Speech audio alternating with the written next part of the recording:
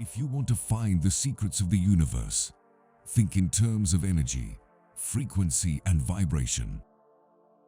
I don't care that they stole my idea. I care that they don't have any of their own. Of all things, I like books best.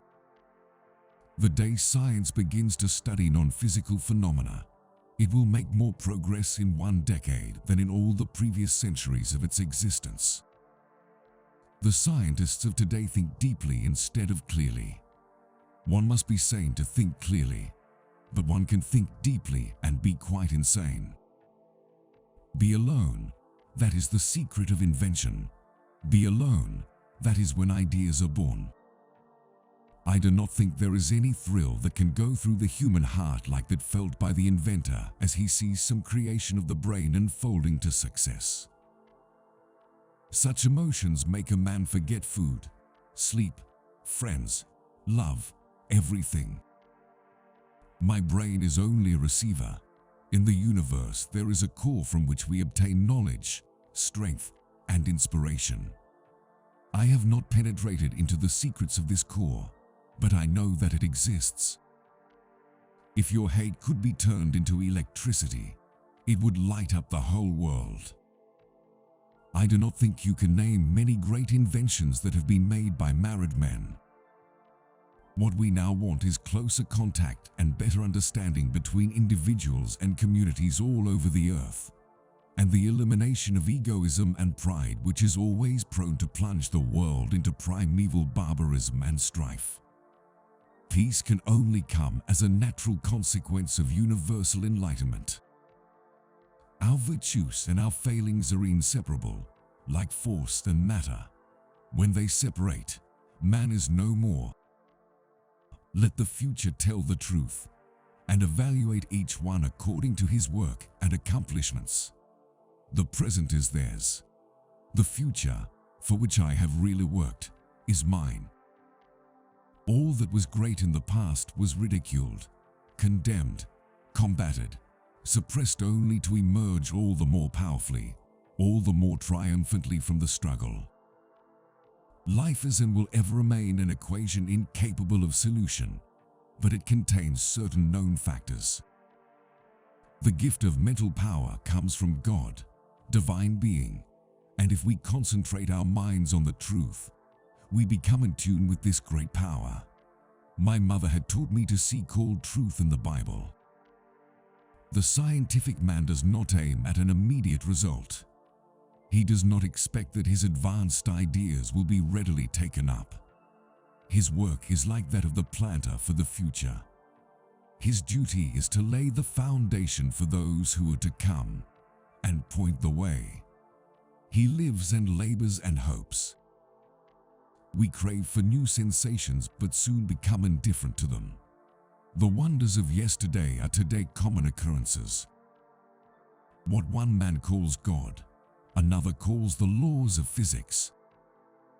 If you only knew the magnificence of the 3, 6, and 9, then you would have the key to the universe. Invention is the most important product of man's creative brain. The ultimate purpose is the complete mastery of mind over the material world, the harnessing of human nature to human needs. Today's scientists have substituted mathematics for experiments, and they wander off through equation after equation, and eventually build a structure which has no relation to reality. You may live to see man-made horrors beyond your comprehension. I am credited with being one of the hardest workers, and perhaps I am, if thought is the equivalent of labor, for I have devoted to it almost all of my waking hours. But if work is interpreted to be a definite performance in a specified time according to a rigid rule, then I may be the worst of idlers. The individual is ephemeral. Races and nations come and pass away, but man remains. It's not the love you make, it's the love you give. Most persons are so absorbed in the contemplation of the outside world that they are wholly oblivious to what is passing on within themselves. Every living being is an engine geared to the wheel work of the universe. Though seemingly affected only by its immediate surrounding, the sphere of external influence extends to infinite distance. My method is different. I do not rush into actual work. When I get an idea, I start at once building it up in my imagination. I change the construction, make improvements, and operate the device entirely in my mind. Marconi is a good fellow. Let him continue. He is using 17 of my patents.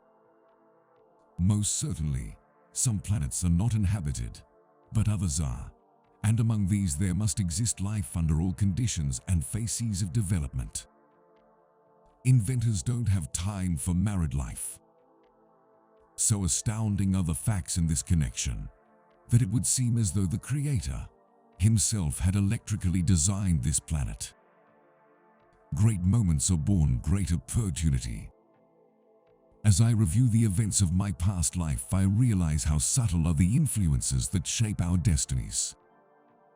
It is not in the shallow physical imitation of men that women will assert first their equality and later their superiority, but in the awakening of the intellect of women.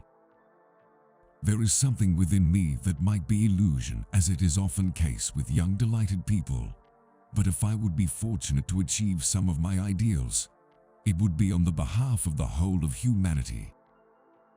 We are all one. Only egos, beliefs, and fears separate us. Of all things, I liked books best. The progressive development of man is vitally dependent on invention. When natural inclination develops into a passionate desire, one advances towards his goal in 7 league boots. A new idea must not be judged by its immediate results. Instinct is something which transcends knowledge. We have, undoubtedly, certain finer fibers that enable us to perceive truths when logical deduction, or any other willful effort of the brain, is futile. One's salvation could only be brought about through his own efforts. Originality thrives in seclusion, free of outside influences beating upon us to cripple the creative mind. Be alone, that is the secret of invention. Genius is its own passport, and has always been ready to change habitats until the natural one is found. Science is but a perversion of itself unless it has as its ultimate goal the betterment of humanity. To know each other, we must reach beyond the sphere of our sense perceptions. The idea of atomic energy is illusionary, but it has taken so powerful a hold on the minds that although I have preached against it for 25 years, there are still some who believe it to be realizable. One may feel a sudden wave of sadness and rake his brain for an explanation when he might have noticed that it was caused by a cloud cutting off the rays of the sun. Deficient observation is merely a form of ignorance and responsible for the many morbid notions and foolish ideas prevailing. My belief is firm in a law of compensation. The true rewards are ever in proportion to the labor and sacrifices made. These are only new devices for putting the weak at the mercy of the strong. Though free to think and act, we are held together, like the stars in the firmament, with ties inseparable. These ties cannot be seen, but we can feel them. My project was retarded by laws of nature. The world was not prepared for it. It was too far ahead of time. But the same laws will prevail in the end and make it a triumphal success. I am unwilling to accord to some small-minded and jealous individuals the satisfaction of having thwarted my efforts. These men are to me nothing more than microbes of a nasty disease.